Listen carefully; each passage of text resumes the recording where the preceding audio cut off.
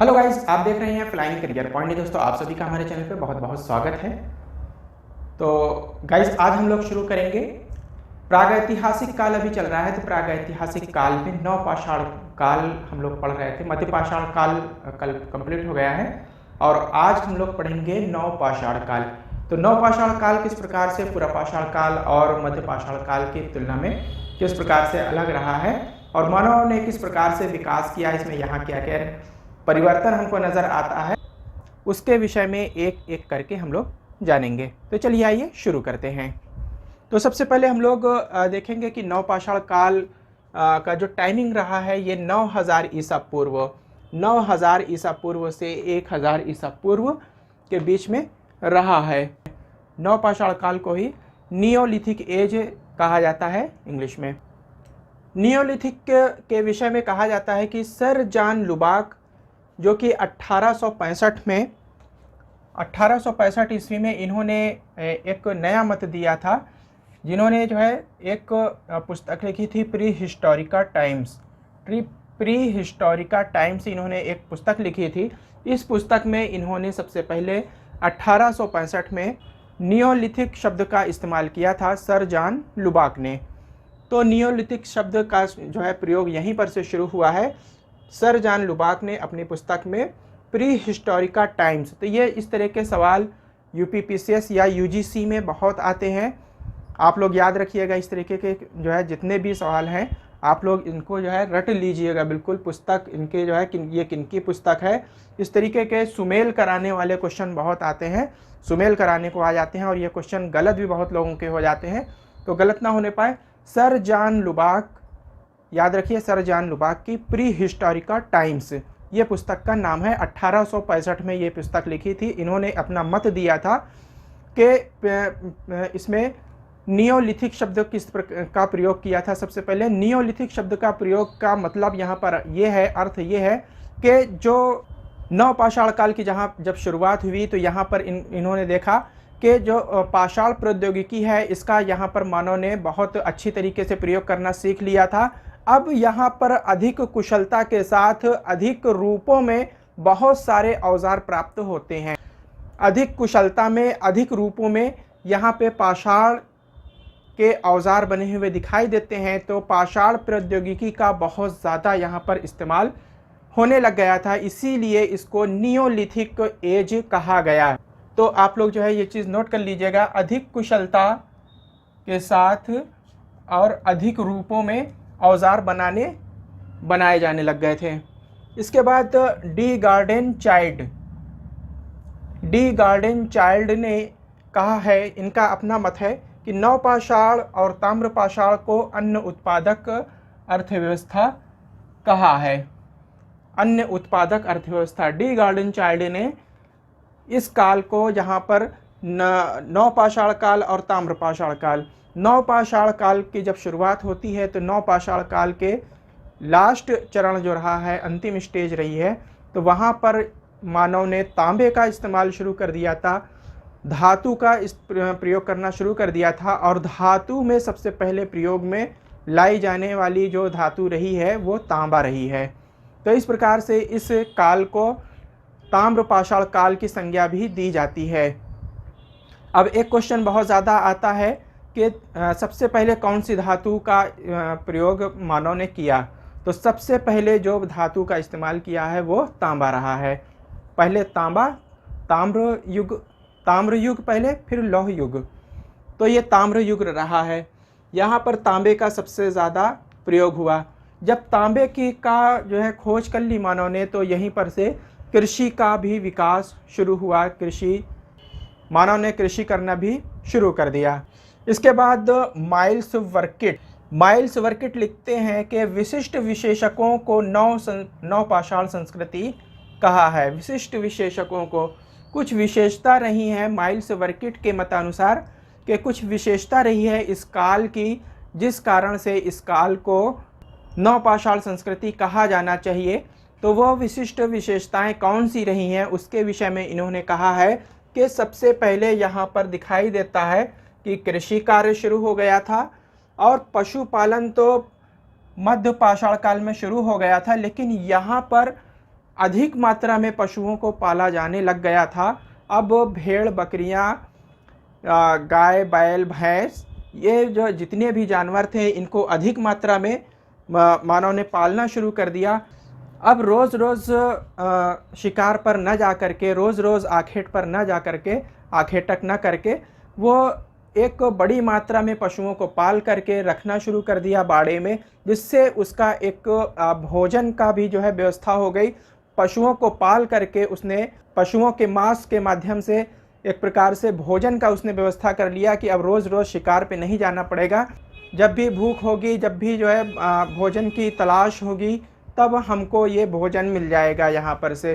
तो बड़ी मात्रा में उसने पशुओं को पालना शुरू कर दिया, पशुओं से दुग्ध उत्पादन भी शुरू कर दिया और पशुओं के माध्यम से कृषि कार्य भी शुरू कर दिया। तो इस प्रकार से यहाँ पर ये एक बड़ा परिवर्तन दिखाई देता है कि अब कृषि कार्य भी शुरू कर दिया था, कृषि में भी पशुओं का इस्तेमाल शुरू कर दिया था। और इसके साथ ही साथ जो पशुओं का मांस है, मांस के रूप में भी पशुओं का इस्तेमाल करता था कि जब जो है कोई चीज़ खाने की व्यवस्था नहीं होगी तो पशुओं को वो काट करके खाया करता था, उन्हीं पशुओं को जिनको कि वो पाला करता था। इसके साथ साथ एक और बड़ा परिवर्तन दिखाई देता है कि पत्थर के औजारों का घर्षण, पत्थर के औजारों को अब जो है उसने एक टेक्नोलॉजी सीख ली थी, उसने एक प्रौद्योगिकी का विकास कर लिया था, जिसके माध्यम से पत्थरों को बड़ी मात्रा में वो घिसना उसने शुरू किया, घर्षण शुरू किया, और घर्षण के माध्यम से पत्थर के औजारों को सुंदर और सुडौल बनाना शुरू कर दिया था। इसके साथ ही साथ उस पर जो है पॉलिश भी जो है, पॉलिशदार औजार जो है पत्थर के औजारों में पॉलिश करना भी शुरू कर दिया था। इसके बाद एक चीज़ और आता है, यहाँ पर दिखाई देता है मृदभांड, यानी कि मिट्टी के बर्तन को बनाना भी उसने सीख लिया था, चाक का आविष्कार यहाँ पर हो गया था। तो ये बड़ा एक परिवर्तन दिखाई देता है। अब मानव का विकास किस प्रकार से जो है होता है स्टेप बाय स्टेप, इसके विषय में हम लोग देख लेते हैं। अब गाइस यहाँ पर एक नया स्ट्रक्चर दिखाई देता है, इस स्ट्रक्चर को अच्छे से समझ लेते हैं तो समझ आएगा कि किस प्रकार से मानव का नवपाषाण युग में किस प्रकार से विकास हुआ और पूरा पाषाण काल और मध्य पाषाण की तुलना में किस प्रकार से अलग है। अब यहाँ पर हम लोग देखते हैं कि पत्थर के जो औजार बनाए गए उसमें अधिक कुशलता दिखाई देती है। अधिक कुशलता के साथ साथ अधिक रूपों में इसका जो है बनना प्रारंभ हो गया था। अब इसके बाद औजार जो बनाए जाते थे वो छोटे औजार बनते थे पहले की तुलना में।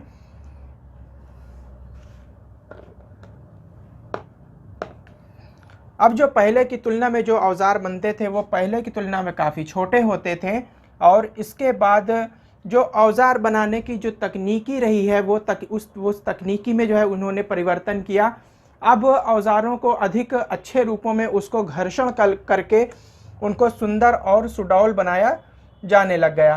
तो इनको जो है सुंदर और सुडौल बनाने की जो है कला इन्होंने सीखी। यह घर्षण के कारण जो है यह घर्षण एक टेक्नोलॉजी इन्होंने सीख लिया कि अगर अच्छी तरीके से पत्थरों को ज़्यादा से ज़्यादा जो है घर्षण किया जाता है, उसको घिसा जाता है, तो उसमें सुंदरता पैदा की जा सकती है। ये उनको अब समझ में आया। धातु का प्रयोग भी इसी समय शुरू हो गया था। नवपाषाण काल जो रहा है वो पूरा पाषाण काल और मध्य पाषाण काल के बाद जब नवपाषाण काल आया तो यहाँ पर इन्होंने धातु का प्रयोग शुरू कर दिया था, धातु की खोज कर ली थी। सबसे पहले जो धातु की प्राप्ति की इन्होंने वो तांबा रहा है, तो तांबा का प्रयोग इन्होंने शुरू कर दिया था। इसी के कारण इसे ताम्र पाषाणिक संस्कृति भी कहा जाता है। इसके बाद जो यहाँ पर एक व्यवस्था दिखाई देती है वो है कि पशुपालन यहाँ पर शुरू हो गया। यानी कि पशुपालन तो मध्य पाषाण काल में भी हो रहा था, लेकिन यहाँ पर एक बड़े पैमाने पे पशुपालन शुरू हुआ, जिससे कि क्या हुआ कि जो अधिक मात्रा में होने से अब इनका एक व्यवस्था के तहत जो है इन्होंने पशुपालन करना शुरू किया कि किस प्रकार से हम इनका प्रयोग कर सकते हैं, चाहे अपने भोजन के रूप में हमें इन्हें प्रयोग करना हो या दुग्ध उत्पादन के पर्पज से, या इसके अलावा हमें किस प्रकार से कृषि कार्य में इनका प्रयोग करना है। जब पशुपालन अधिक मात्रा में शुरू हुआ तो तब कृषि कार्य भी शुरू हो गया। अब ये कृषि कार्य अच्छी तरीके से करने लगे, और जब मानव कृषि कार्य करना शुरू कर दिया तो मानव स्थायी निवासी हो गया। अब वह इसको इधर उधर भटकना नहीं पड़ता था, एक स्थान को छोड़ करके दूसरे स्थान जाने की आवश्यकता नहीं थी। यहाँ पर अब तो अगर क्वेश्चन आता है कि मानव किस काल में स्थायी निवासी हुआ, तो वो नवपाषाण काल में मानव स्थायी हो गया था। उससे पहले वो मानव एक घुमंतू जाति की तरह था, जो एक स्थान से दूसरे स्थान में भोजन की तलाश में, शिकार की तलाश में जाया करता था, और दोबारा ज़रूरी नहीं है कि वो पहले वाले स्थान पर लौट करके आए। तो इस प्रकार से वो अब स्थायी निवासी हो गया। इसके बाद कृषि में भी उसने विकास किया, कृषि प्रौद्योगिकी में उसने विकास किया, कृषि टेक्नोलॉजी, कृषि करने की नई नई तकनीक, जो नई नई टेक्नोलॉजी है उसने सीख लिया, किस प्रकार से हमको कृषि करना है, भूमि को किस प्रकार से उपजाऊ बनाना है, बीज के प्रकार किस प्रकार से बोना है, फसल किस प्रकार से बोना है, और किस प्रकार से उसकी देखभाल करना है, किस प्रकार से फसल को की कटाई करना है। तो ये सारी प्रौद्योगिकी उसने जो है उसको समझ में आई, उसने सीखा। कृषि संसाधनों का किस प्रकार से दोहन करना है, इनको जो है उसने अच्छी तरह से सीख लिया। इसके बाद आते हैं जो उसका सामाजिक आचार व्यवहार रहा है, उसमें परिवर्तन हुआ। सामाजिक आचार व्यवहार में उसको समझ आया कि किस प्रकार से हमको एक दूसरे के साथ व्यवहार करना है, हमें एक दूसरे के साथ किस प्रकार से मिलजुल करके रहना है, और एक दूसरे के किस प्रकार से काम आना है, समूह में रहने का क्या लाभ है, एक साथ रहने का क्या लाभ है। तो वो एक उसने कबीलाई जीवन शुरू किया। तो यहाँ पर अब दिखाई देता है कि उसके आचार व्यवहार में परिवर्तन आ गया। मरणोपरांत जो उसका जीवन था उसमें उसने परिवर्तन लाया। मरने के बाद के जीवन पर उसका विश्वास बढ़ा कि मरने के बाद भी जो है जीवन होता है। तो जब कोई किसी व्यक्ति की मृत्यु हो जाती थी तब वो क्या करता था कि मानव के शव के साथ कब्र के अंदर बहुत सारे उसके उपयोग में आने वाली वस्तुओं को वो उसके कब्र में दफन कर दिया करता था साथ में। इसके बाद पुनरुज्जीवन यानी कि मरने के बाद का जो जीवन होता था, उसके बाद मनुष्य का दोबारा जन्म होता है। तो उस पर उसका विश्वास था। आत्मा के देहांत और पुनर्जीवन का एक चक्र चलता है। आदमी इस दुनिया में आता है, मानव इस दुनिया में आता है, और उसके बाद उसकी मृत्यु हो जाती है। मृत्यु होने के बाद दोबारा फिर इस दुनिया में जन्म लेता है, फिर मृत्यु होती है। इसका एक चक्र चलता है। तो इस प्रकार से उसका एक देखा जाए तो धार्मिक विश्वास पे जो है उसका बढ़ गया। तो विश्वास की एक नई अवधारणा पैदा हो गई यहाँ पे। इसके बाद कुछ और भी जो है यहाँ पर नई चीज़ें देखने को मिलती हैं, जैसे कि नई दस्तकारी देखने को मिलती है। अब जब वो पत्थर के बहुत सारे औजार बनाता था, बर्तन बनाता था, या अन्य वस्तुओं का जो कोई भी उसमें जो है निर्माण करता था, उसमें उसकी दस्तकारी, उसकी चित्रकारी उसमें दिखाई देती थी। जो भी वस्तु वो बनाता था उसमें दिखाई देता था कि उसमें उसकी जो है जो कारीगरी है, हाथों की कारीगरी है, दस्तकारी है, वो तमाम वस्तुओं में दिखाई देने लग गई। इसके बाद मृदभांड कला उसने जो है सीख लिया। और यहाँ पर दस्तकारी के साथ जब उसने दस्तकारी शुरू कर दिया, हाथों से अपने जो है वस्तुओं को बनाने का काम शुरू कर दिया, तो मनुष्य जो है पूरी तरह से स्थायी हो गया, स्थायी बसाव। इसके बाद मृदभांड कला यानी कि मिट्टी के बर्तन बनाने का उसने जो है काम शुरू कर दिया। इसके साथ साथ जंगली पशुपालन उसने शुरू कर दिया। इससे पहले जंगली पशुओं को पाला नहीं जाया करता था, लेकिन अब यहाँ पर मनुष्य ने क्या किया कि जंगली पशुओं को भी पालना शुरू कर दिया था। इसके साथ साथ वस्त्र निर्माण की उसने कला सीख लिया, वस्त्रों को रंगने की कला उसने सीख लिया। तो इस प्रकार से ये एक बड़ा परिवर्तन नवपाषाण काल में हमको दिखाई देता है। और सबसे बड़ा परिवर्तन जो रहा है वो ये रहा है कि नवपाषाण काल में ही नवपाषाण काल में ही तांबे की खोज कर लिया था। इस कारण से इसे ताम्रपाषाणिक संस्कृति भी कहा जाता है। नवपाषाण काल को ताम्रपाषाणिक संस्कृति कहते हैं।